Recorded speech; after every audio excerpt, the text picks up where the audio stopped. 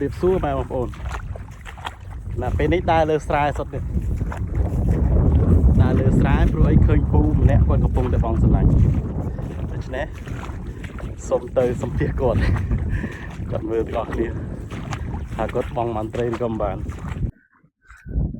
เว้ยรีบสู้มาสมทอดปูบองมาดู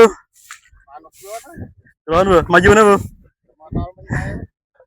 ô chả nó mau bônปูเนี่ยมันดมเนี้ยvừa nè bátปูเลยสมปูสักยังสัตว์ปูโอ้สนั่นนี่ยังสัตว์เหมือนมาตอนกดบองมาบน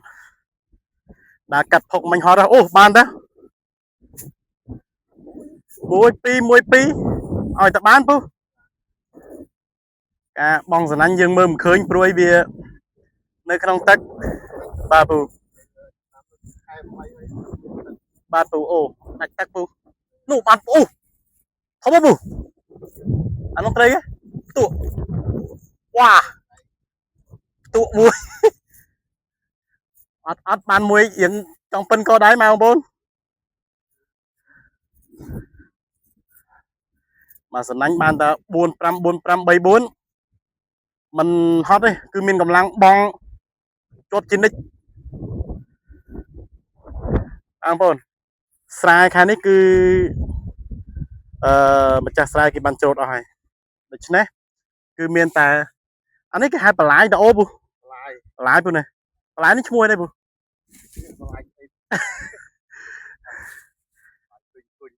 quỳnh ăn chơi bu này tầng này bay mát bu ồ bay mát tục tắc ban chơi đá nha mai một bồn bu miền bờ sa tha năm đấy riêng du tập miền tật đo khai mà vậy tập miền tật được chứ nè cứ riêng bị bạn tíchสำหรับไตรบ่าแล้วนี่คือปูกับปงแต่จับสำนักอ๋อตัวปูนี่หมาเนี่ยปูบ่าปูปีนต่อพัดปูอันนี้ไตรทมไตรตุ้ยจงอ่ะปูเนี่ย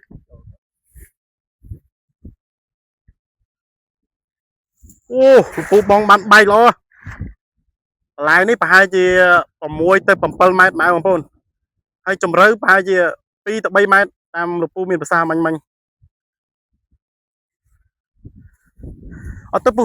ในภูมินี่แค่ภูมิไม่ได้ปูภูมิปริงปูเนาะสังกัดบาวัดกรงบาวัดบาปูภูมิปริงสังกัดบาวัดปริงกุ้งปูเนาะสังกัดปริงกุ้งกรงบาวัดบาปูจังคือสรู้แล้วปูขายนี่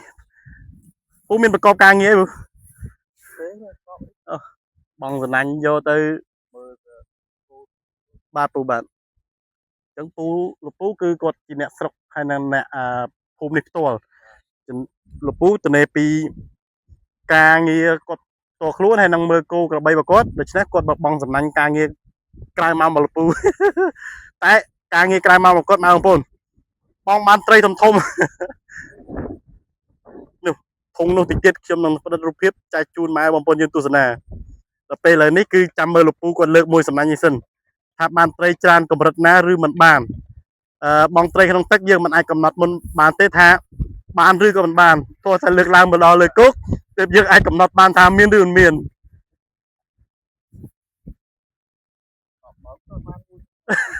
แต่ไงนายยังโซย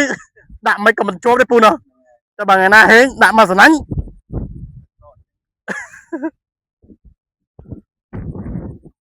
ไอ้เงี้ยนี่มีรำทาอากาศเทียบโดยมันกระดาษมาในรอยซ้ายมีชอลเจี๊ยพี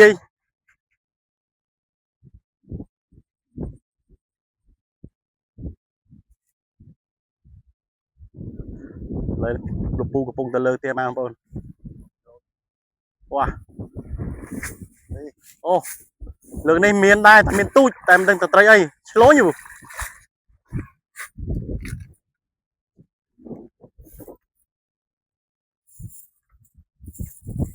Ồ, địch lá đó là con sai bờ lên nhân ho hẳn rồi luôn đi. Ồ,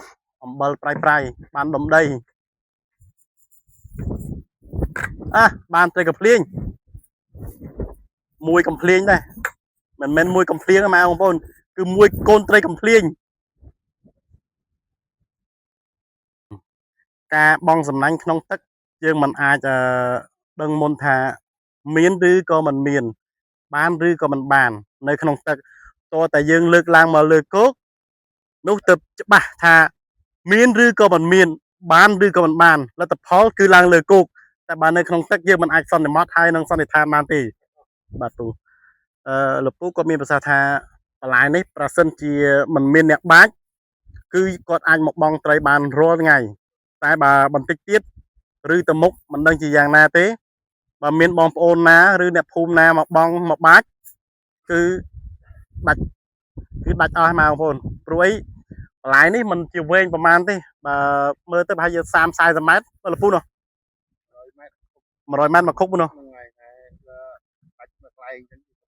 បាទអូគេដាក់កង់ដូចមកទុកផ្លូវចេញចូលបាទពូគេខណ្ឌតែនៅតែមានលូហូនៅក្រោមនឹងដដែលនេះគឺលោកពូគាត់រៀបតែគាត់ចាប់សំណាញ់គឺឃើញស្អាតបងប្អូនមើលពូចេះបងសំណាញ់រយៈពេលយូរប្រហែលឆ្នាំលោកពូអញ្ចឹងគ្រាន់តែត្រីបានមិនមែនជាតិចតោនទេទឹកបឹងនេះពូម្ដងមកកានអូលោកពូឥឡូវនេះគឺលោកពូបងបងប្អូនគឺលោកពូបងជំនាញមែនតើប៉ុន្តែគាត់បងបែកខ្ចាច់តែម្ដងតែខ្ញុំចំណាំឃើញខ្ញុំទៅថតឡើងផ្សេងពូ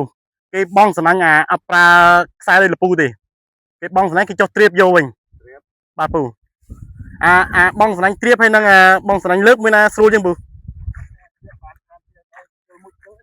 បាទពូបាទអញ្ចឹងត្រៀបគឺបានច្រើនជាងលើកព្រោះឯត្រៀបយើងចុះទៅយើងហាប់ដីជើងក្រោមឲ្យបានបាទពូដល់ពេលយើងបងលើងចេះវាអត់តាមតែប្រេងវាសនានឹងធម្មជាតិបើលពូសុំមើលតិចអូយលពូមកប្រហែលជាកន្លះម៉ោងបងប្អូនកន្លះម៉ោងតែត្រីនេះច្រើនណាស់សផ្ទួកបានចន្លោះប្រហែលជា2គីឡូបើតាមខ្ញុំស្មានទេពូនេះតែនេះស្រែធម្មជាតិហ្នឹងបងប្អូនអត់មានជាតិគីមីអញ្ញៃទេគឺខែនេះពេញហើយពេញត្រីស្រែបងប្អូនលោកពូក៏មានប្រសាសន៍ថាស្រែក្រោយនេះប្រសិនជាតិចទៀតរីងទឹកជាងនេះនោះត្រីអណ្ដែងនិងត្រីផ្ទក់ធំនឹងរត់ចូលបន្លាយវិញហើយដោយសារអីទឹកនេះនៅមានត្រីទឹកស្រែនេះនៅមានទឹកត្រីវាពួននៅក្រោមដូចជាច្រាំងស្រូវស្មៅមកបងប្អូនតែលោកពូមានប្រសាសន៍ថាប្រសិនបើមួយខែឬ2ខែទៀតវារីងទឹកអស់ហើយចាប់ផ្ដើមវាឆ្លងចូលបន្លាយនេះវិញហើយដូច្នេះគឺបន្លាយនេះចាប់ផ្ដើមមានត្រីធំមកវិញមកបងប្អូនឥឡូវនេះគឺលោកពូកំពុងតែចាប់ផ្ដើមលើកសំណាញ់ខ្ញុំមកនេះគឺសំណាញ់ទី3សំណាញ់ទី1លោកពូលើកបានផ្ទក់មួយប៉ិនចំហៀងកដៃរបស់ខ្ញុំ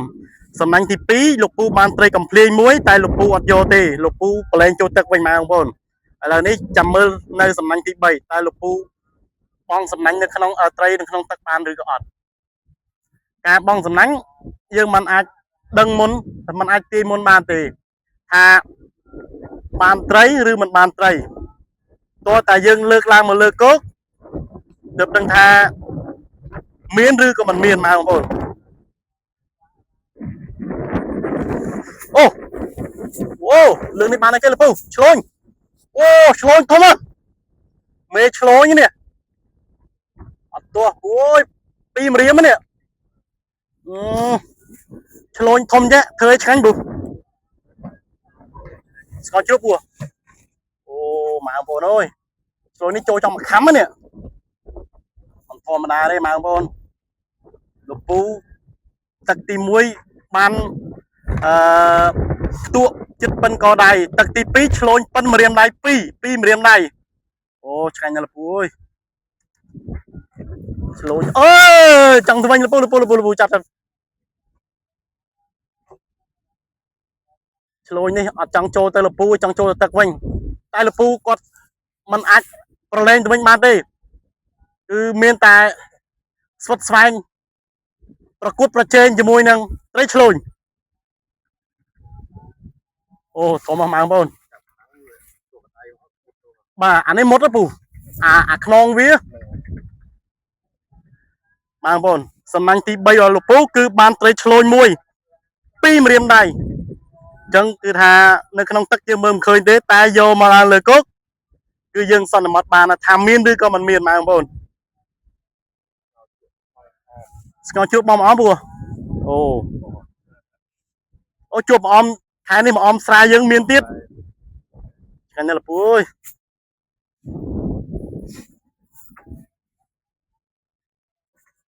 មួយសំណាញ់នេះគឺបានតែឆ្លូញមួយគត់2ម្រាមដៃបងប្អូន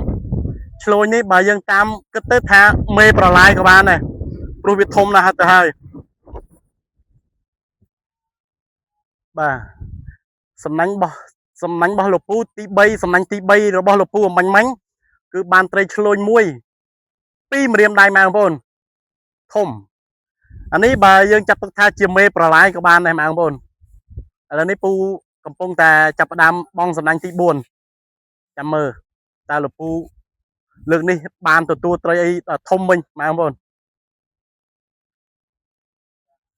អូលោកពូបងសំណាញ់គឺបានបែកល្អដែរចឹងគេហៅថាចាស់ទឹកដៃពិតជាមិនធម្មតាឥឡូវនេះបានជួបផ្ទាល់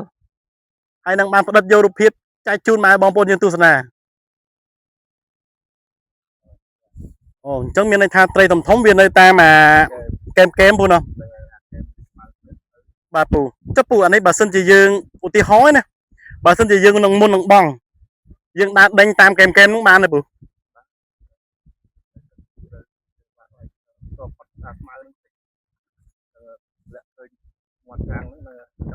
អូខេពូយល់ហើយលោកពូមានប្រសាសន៍ថាបើសិនបើមានគ្នាម្នាក់ទៀតក៏បានដែរមុននឹងបងយើងដេញតាមអាកែមឬអាចិត្តច្រាំងនេះរួចដឹងតែត្រីធំវានៅជ្រោកនៅក្រោមស្មៅមកបងប្អូនលោកពូមានប្រសាសន៍ថាបើសិនជាមានគ្នាម្នាក់ទៀតប្រហែលជាល្អដើម្បីម្នាក់បងម្នាក់ទៀតដេញត្រីឲ្យចេញចាស់គាត់មានបទពិសោធន៍ច្រើន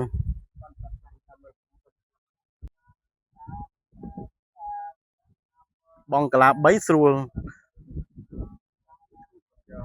ទួយអត់យកទេបាទយើងយកតែធំបាទពូបាទអូចឹងមានន័យថាលោកពូ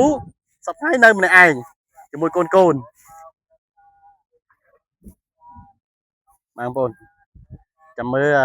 សំណាញ់របស់លោកពូទី4ដែលខ្ញុំមកផ្ដិតយកភាពតន់នេះណាចាំមើលសំណាញ់នេះលោកពូបងបានអ្វី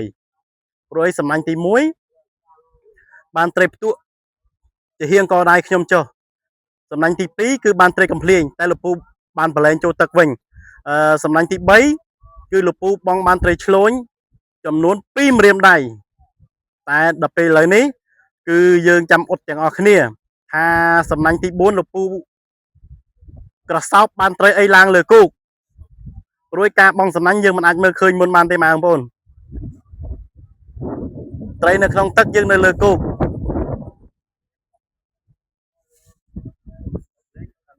បាទពូស្ងាត់ទឹកប្រហែលជាអត់ទៀតហើយតែយើងមិនអាចកំណត់មុនបានទេពូ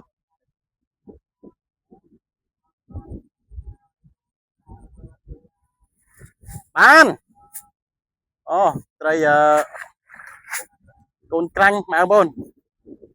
មានទេពូមិញដូចធំមួយអូឆ្អឹងហ្នឹងអូសាកសពអណ្ដែងសាកសពអណ្ដែងបងប្អូនសំណាញ់ទី4នេះលោកពូបងបានសាកសពអណ្ដែងមួយជាមួយនឹងត្រីក្រាញ់បងប្អូនកូនត្រីក្រាញ់តែត្រីទូចគឺលោកពូមិនយកទេលោកពូនឹងបងលោកពូនឹងប្រឡែងចូលទឹកវិញដើម្បីឲ្យវាធំធាត់ ទៅថៃមុខយើងស្នុកប្រាកាគឺយើងមកបងបន្តទៀតខំមកបងប្អូនមិញវាឡើងដល់លើឡើងដល់លើទៅវិញអាចចាញ់ទេពូយើងកសោបវាថ្នមមកពូតែបើយើងទាញកញ្ឆក់អាហ្នឹងវាអាចនឹងចេញទៅវិញបងប្អូនអំបញ្ញនេះគឺមានត្រីមួយធំឡើងទៅលើចិត្តដល់កន្លែងខ្សែពតបពូចងដៃទៅវិញក៏ប៉ុន្តែឥឡូវនេះគឺសម្រួលវាចុះក្រោមវិញទៅហើយចាំមើលថាត្រីហ្នឹងនៅឬក៏មិននៅ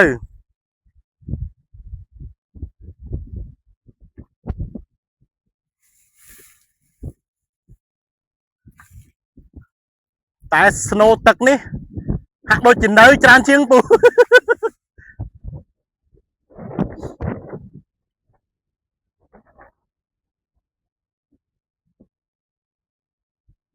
អូជាប់ស្មៅច្រើនពេកពូអើយជាប់ជើងស្មៅសម្លាញ់ជាប់ជើងស្មៅច្រើនពេក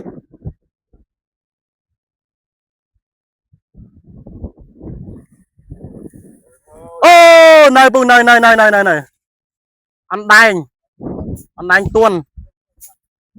អណ្ដែងទួននេះមិនបានទេពូតែចាក់មកមៀងមកវាហើយ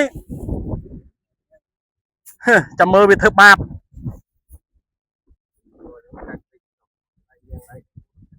អូអញ្ចឹងលពូចាញ់ត្រីកញ្ចោះវិញបាទពូអូអញ្ចឹងមានន័យថាលពូអត់ចាញ់ត្រីអណ្ដែងទេគឺលពូចាញ់ត្រីកញ្ចោះអាហ្នឹងមានន័យថាឧទាហរណ៍បើសិនជាវាចាក់យើងអញ្ចឹងវាអិចយើងនឹងមៀងវាចឹងហើយយើងមានវិធីសាស្ត្រណាដែលដើម្បីឲ្យវាសាបទៅវិញទេពូមើលទៅជើងទៅតបាទពូអូគឺលោកពូមានប្រសាសន៍ថាបើត្រីអណ្ដែងមៀងសយើងនេះបើវាចាក់វាអុចយើងហើយអណ្ដែងនាងពូណាគឺយើងយកខ្ទឹមស2 3កំពឹសវាជាមួយនឹងម្រេចហើយយើងបុកចូលគ្នាឲ្យម៉ត់យើងដាក់ទឹកឲ្យរៀងខាប់ហើយដាក់ពីលើមុខរបួសមែនទេពូបាទពូបាទអូឥឡូវនេះគឺបានបទពិសោធន៍ថ្មីមួយទៀតសម្រាប់ត្រីគឺត្រីអណ្ដែងព្រួយកាលនៅពីក្មេងខ្ញុំធ្លាប់ទៅចាប់ត្រីម្ដងឲ្យម៉ែបងប្អូនត្រីអណ្ដែងសនេះធ្វើបាបខ្លាំងហើយចាស់នៅស្រុកក៏គាត់បានដូចចិត្តទៀតគឺគាត់ថាត្រីអណ្ដែងចាក់ភ្លាមគឺយើងលេចនោមមកពូនោមដាក់នៅក្នុងនឹងវាដើម្បីវាសាបទី1ទី2ចាស់គាត់ថាលិមួកយើងពូលិមួកក្រៀមហ្នឹងបាត់អូយបាត់យ៉ាងណាក៏ដឹងតែបាត់ហើយមកយប់ហ្នឹងគឺថាក្តៅល្ងាពេញខ្លួនតែម្ដងបាទពូបាទអូអញ្ចឹងវាក្តៅវាបឺតជាតិឈឺចុកចាប់ចេញទៅវិញបាទឥឡូវនេះគឺលោកពូបងសំណាញ់ទី6វ៉ាបែកបានល្អបងប្អូន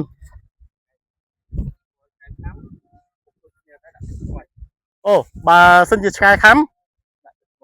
អញ្ចឹងយើងប្រើខ្ទឹមស2កំពឹសទៅ3កំពឹសហើយនឹងម្រេចដូចគ្នាក៏ប៉ុន្តែយើងត្រូវប្រើតែខ្មេះទៅវិញហើយយើងមិនបាច់ផ្អាប់វាទុកទេពូនោះបាទពូបាទអូខេបាទពូបងប្អូនមុននេះលោកពូមានប្រសាសន៍ថាបើសិនជាត្រីអណ្ដែងមៀងយើងនេះចាក់ឬក៏អុចគាត់បានឲ្យវិធីសាស្ត្រដ៏ងាយនិងសំណុកមិនអស់លុយច្រើនទេបងប្អូនគឺត្រៀមតែខ្ទឹមស2និង3កំពឹសជាមួយនឹងម្រេច2ទៅ3គ្រាប់ហើយយើងបុកចូលគ្នាឲ្យម៉ត់ហើយដាក់ទឹកចូលបន្តិចដើម្បីវាខាប់ហើយដាក់ពីលើមុខរបួសទុករយៈពេល4ទៅ10នាទីគឺវារៀងធូរស្រាលទៅវិញហើយចំណែកទី2គឺឆ្កែខាំបើឆ្កែខាំលោកពូមានប្រសាសន៍ថាយើងអាចយកវិធីសាស្ត្រខ្ទឹមសជាមួយនឹងម្រេចដូចគ្នាតែអ្វីដែលសំខាន់នោះគឺយើងបន្ថែមទឹកខ្មេះទៅវិញបងប្អូនទឹកខ្មេះដើម្បីឲ្យវាកាត់ជាតិឈឺចុកចាប់លោកពូបាទអូលោកពូគាត់មានគេថាគាត់មានបទពិសោធន៍ផ្ទាល់ព្រួយលោកពូគាត់មានប្រសាសន៍ថាត្រីអណ្ដែងគឺគាត់អត់ខ្លាចទេគាត់ខ្លាចគឺខ្លាចត្រីកញ្ចុះអញ្ចឹងកញ្ចុះពូមានវិធីសាស្ត្រព្រោះ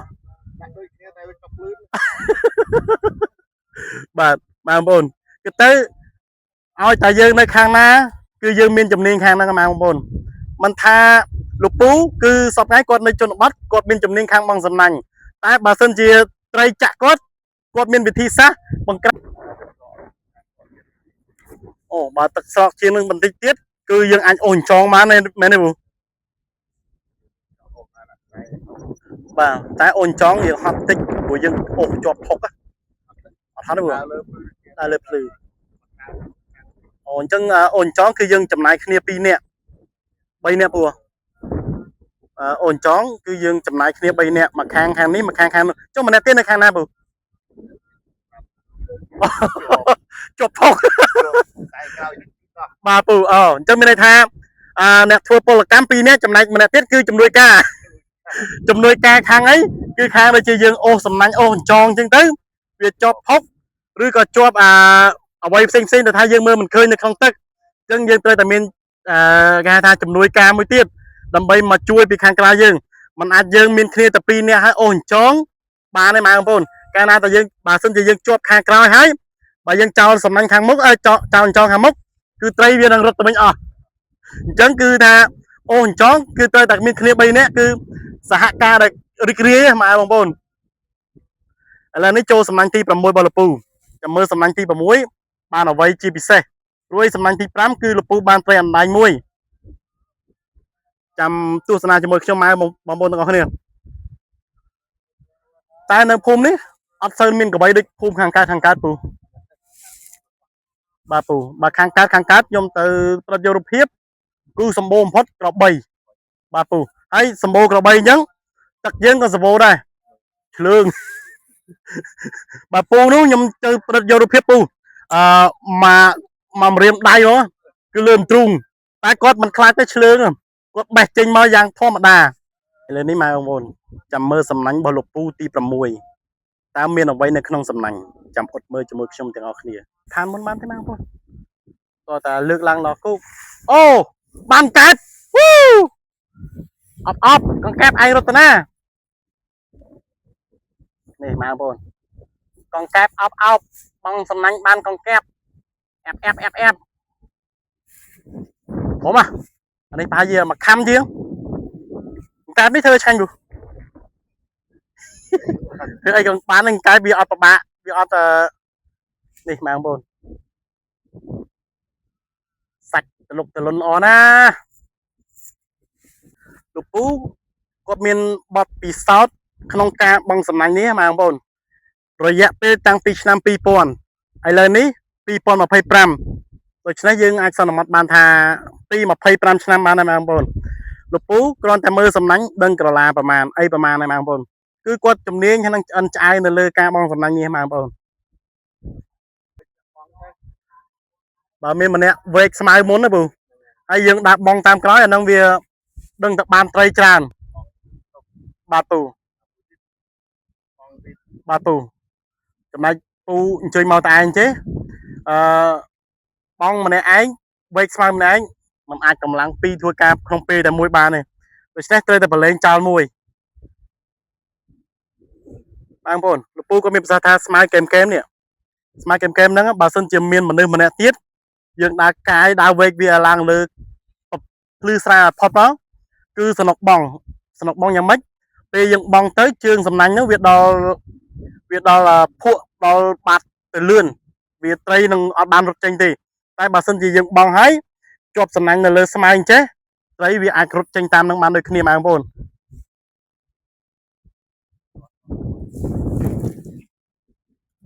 ឥឡូវនេះគឺសំណាញ់ទី2នៅកន្លែងថ្មី